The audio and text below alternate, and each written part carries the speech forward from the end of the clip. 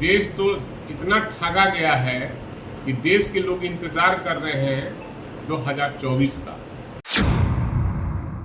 सवाल है, उनको कोई अधिकार नहीं है इस्तीफा मांगने का, नैतिक अधिकार नहीं है। जिस तरह से मणिपुर में घटना घटी है और यहाँ जो बेगूसराय में घटी है, उसमें भी हमको लगता है कि बीजेपी कहीं न कहीं शामिल है और बिहार को बदनाम करना चाहती है, क्योंकि उनके पास कोई मुद्दा नहीं है। लाठीचार्ज हुआ, एक आदमी की हृदय गति रुकने से मौत हो जाती है और बीजेपी वाला ड्रामा करना शुरू कर देता है। जब जांच रिपोर्ट आ गई तो कहता है कि झूठा रिपोर्ट है। तो कौन रिपोर्ट? जो नरेंद्र मोदी कहेंगे वही रिपोर्ट होगा क्या? देश तो इतना ठगा गया है कि देश के लोग इंतजार कर रहे हैं 2024 का, और इस तरह से भगाएगा लोग, इंडिया के लोग, और इंडिया पार्टी को देगा लोग, गठबंधन को, कि एनडीए अपने आप सफाया हो गया। आपको कैसे लगता है कि सर कि बीजेपी का ही हाथ है उसमें बेगूसराय में? पिछले बेगूसराय में जो गोलियां चली थी लगातार मोटरसाइकिल पर, वो लोग बीजेपी के नेता थे और पर्दाफाश हो गया, कार्रवाई भी हुई है, उसमें बीजेपी के लोग पकड़े गए। मुजफ्फर है, लॉ एंड ऑर्डर पर सवाल है।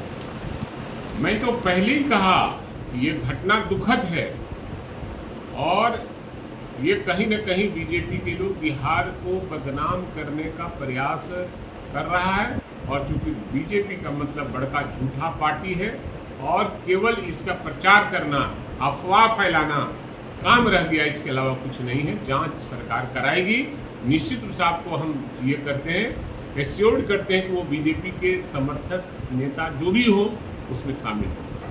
तो आप लोग के माध्यम से ही हमको पता चल रहा है, समाचार पत्रों से मालूम हुआ है, हमें इस तरह की बात कोई मालूम नहीं है, लेकिन हाँ समाचार पत्रों के माध्यम से मैंने देखा है, और मंत्रिमंडल का विस्तार होगा तो आपके माध्यम से हमको भी पता चलेगा। आप बहुत सीनियर नेता हैं और यह भी कहा जा रहा है कि आप भी शामिल हो सकते हैं। ऐसा है कि ये किसी भी मंत्री परिषद का जब गठन होता है, दलीय नेताओं का उसमें हाथ रहता है, और माननीय मुख्यमंत्री जी का, जो भी मुख्यमंत्री रहते हैं, उसका विशेषाधिकार रहता है कि किसको मंत्री परिषद में रखा जाए, नहीं रखा जाए। अब सवाल है कि इच्छा, राजनीति में जब रहता है आदमी तो इच्छा अनंत रहती है, इच्छा किसी की नहीं रहती है कि हम कहीं नहीं रहें, लेकिन ये दल में हम हैं और दल के वैसे लोग हैं जो हमको कोई टच से मस नहीं कर सकता।